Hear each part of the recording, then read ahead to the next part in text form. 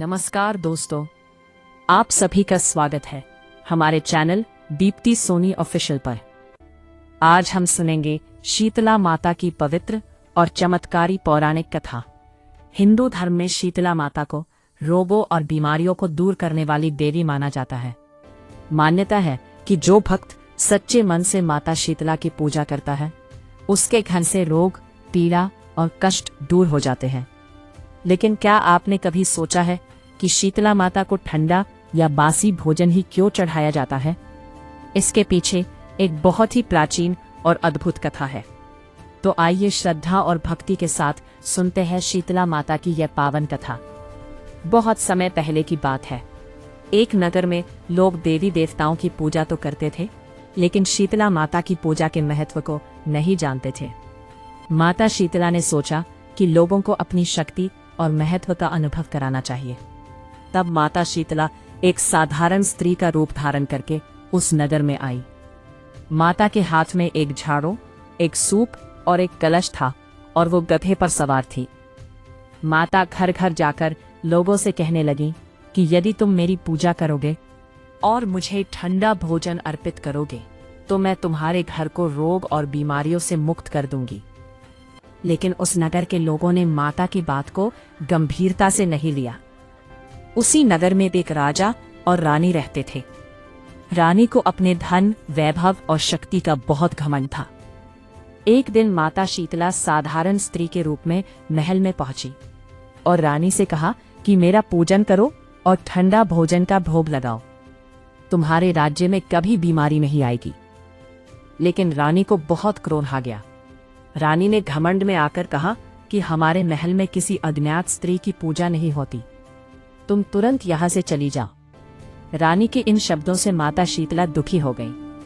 माता ने शांत स्वर में कहा कि जिस स्थान पर मेरा अपमान होता है वहां रोग और कष्ट अवश्य आते हैं।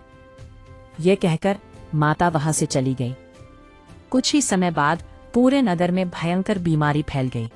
लोगों को तेज बुखार आने लगा, बच्चों के शरीर पर लाल दाने निकल आए और चारों ओर दुख और पीड़ा फैल गई।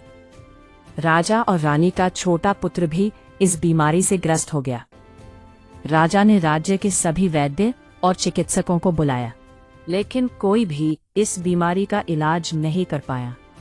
पूरा नगर संकट में डूब गया। उसी नगर में एक गरीब वृद्ध महिला रहती थी जो माता शीतला की सच्चे मन से पूजा करती थी।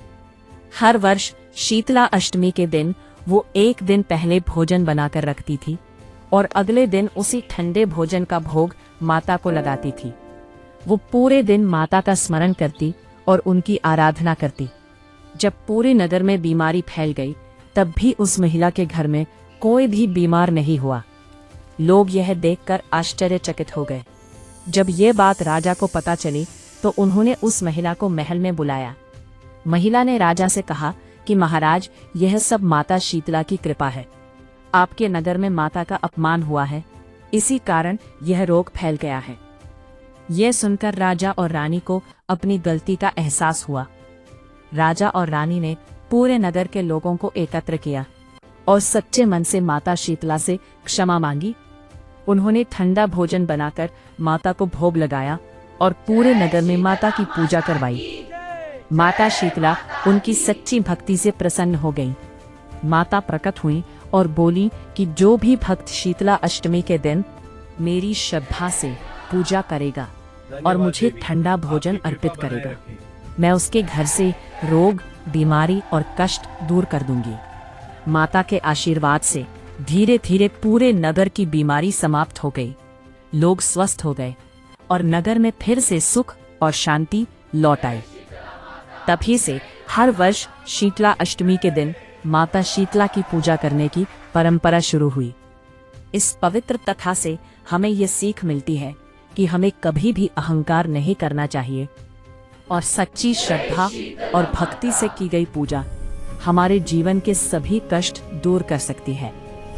अगर आपको शीतला माता की यह पवित्र कथा अच्छी लगी हो तो वीडियो को लाइक जरूर करें और इसे अपने परिवार और दोस्तों के साथ शेयर करें।